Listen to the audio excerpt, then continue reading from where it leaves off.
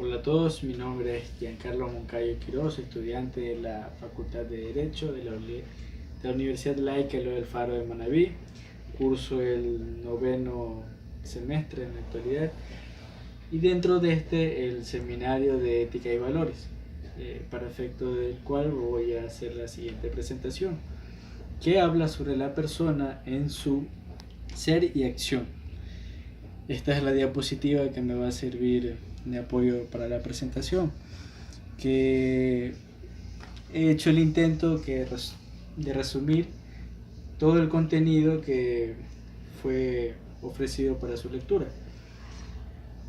Es preciso que si hablamos de un tema empecemos a tratar el término que puede servirse para varias connotaciones. En este caso es el término persona.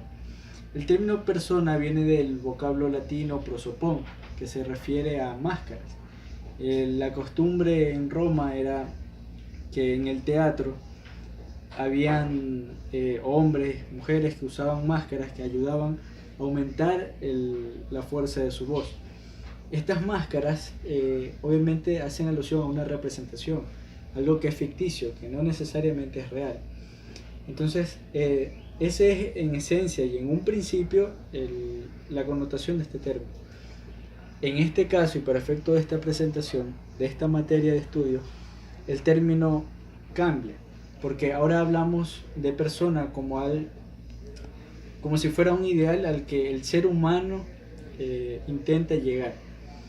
En este caso, incluso se abordan discusiones muy interesantes que para la grabación no van a ser abordadas para no extendernos demasiado, pero incluso hace referencia al nacer y a lo que se hace. Es decir, la persona no solamente es inteligencia, cualidades, el poder de decidir, de ser libre, sino también las decisiones que toma. Lo primero corresponde a lo que obtenemos al nacer. Cualidades físicas, la inteligencia, el afecto de las personas que están cerca, aún la voluntad de decidir. Sin embargo, muy aparte de lo que adquirimos al nacer, está lo que adquirimos al hacer.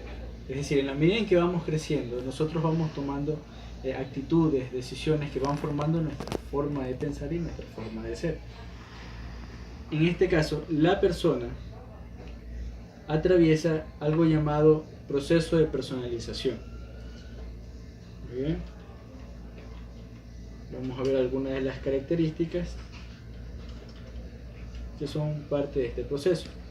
Primero, debemos tomar en cuenta que el ser humano es un ente o es una persona que intenta siempre buscar más. Intenta tener más libertad, intenta tener más inteligencia, más conocimiento, intenta ser más autónomo, intenta tener más responsabilidades, y esto hace que esté sometido a un continuo dinamismo. Es decir, es tal como lo decía Heráclito de Éfeso con su metáfora sobre el río. Él decía que nosotros no podemos entrar dos veces en el mismo río, porque mientras que entrábamos por primera vez, salíamos y volvíamos a ingresar, este ya no era el mismo, puesto que el agua corría. Para él, la esencia de la vida es esta, el cambio, el que las cosas simplemente fluyen. En este caso fluyen por la necesidad del ser humano de buscar más, de crecer. Por esto, el ser humano es por naturaleza dinámico. ¿Bien? Ahora, hay agentes que participan dentro de este proceso de personalización, dentro de este dinamismo del ser humano, y son agentes endógenos y exógenos, que son los términos con los que les vamos a llamar, y que si queremos familiarizarnos más con la lectura, serían los rasgos naturales y los rasgos apropiados. Los rasgos naturales son aquellos con los que nacemos. Ya les hablé sobre lo que implica obtener cosas por nacimiento y las otras por hacer, por tomar decisiones. En este caso son, por ejemplo, de pronto la altura, color de ojos,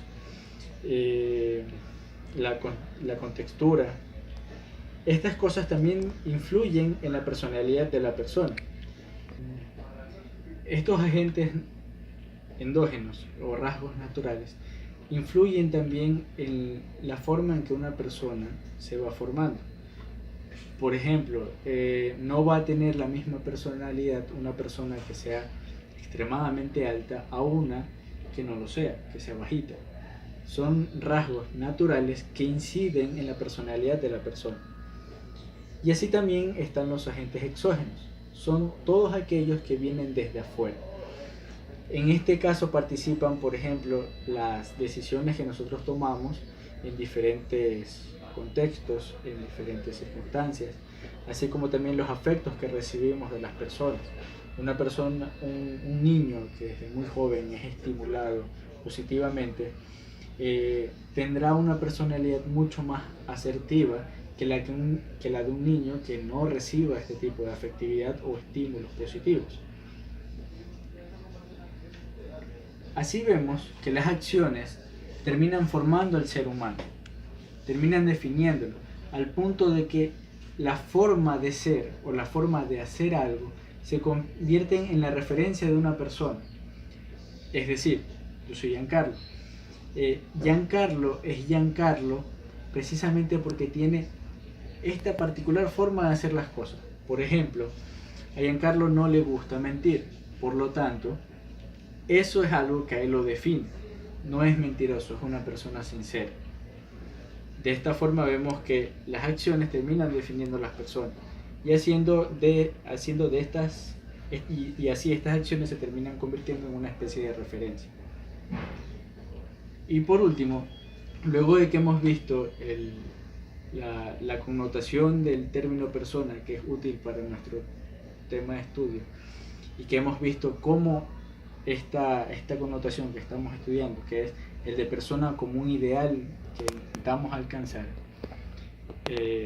ahora que hemos visto que esto implica atravesar un proceso de personalización, hay algo que debemos tomar muy en cuenta, y es que si el ser humano está sometido a un cambio tan continuo, es justo, por así decirlo, que cuando se le juzgue se tome en cuenta todas las partes como un todo. Es injusto juzgar a una persona por un solo acto cuando hay muchos más que le han precedido y que por supuesto le van a proceder. De esta forma vemos que el ser humano es un ser integral y continuo. El ser humano no va a dejar de cambiar. Por tanto, se lo debe observar como un todo y no juzgarlo por aspectos específicos.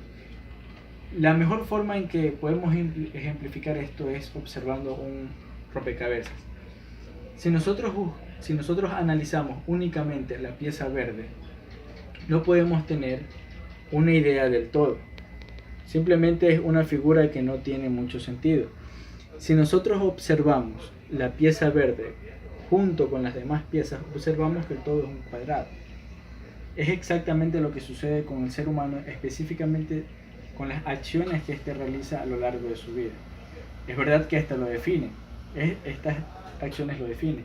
Sin embargo, no podemos interpretarlas de forma aislada, cuando todas corresponden a estímulos del contexto, de las circunstancias, de las personas que están cerca, de la educación que ha recibido.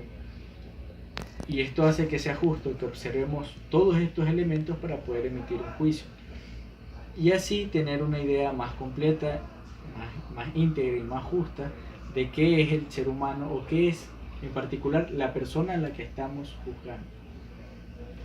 De esta forma, en estos tres temas que he tratado de resumir lo más posible, les he presentado la persona en su ser y acción de acuerdo al material de apoyo facilitado para la materia de ética y valores. Muchas gracias.